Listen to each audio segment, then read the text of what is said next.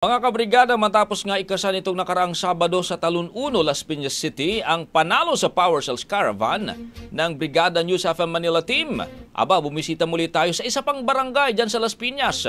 Ang mga kaganapan sa naturang caravan, alamin po sa report ni Brigada Ann Cortez. Ibrigada mo! Brigada! Live report!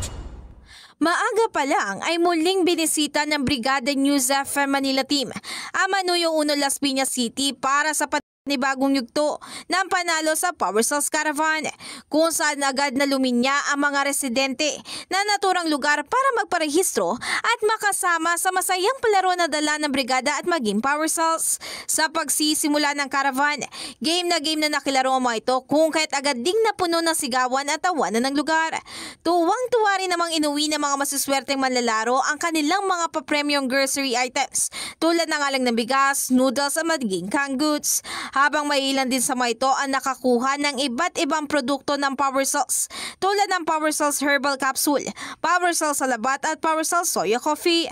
Patuloy na umaasa mga ito na mas marami pang matutulungan ang caravan ng brigada at maging ang Power Cells hindi nga lang sa ngayon pero hanggang sa mga susunod pang taon. In the heart of changing lives, ako si Brigada Ann Cortez ng 105.1 Brigada News FM Manila, the Music News Authority. Ang bahaging ito ay hatid sa atin ng Fast Relax. Tanggal ang sakit, ora mismo.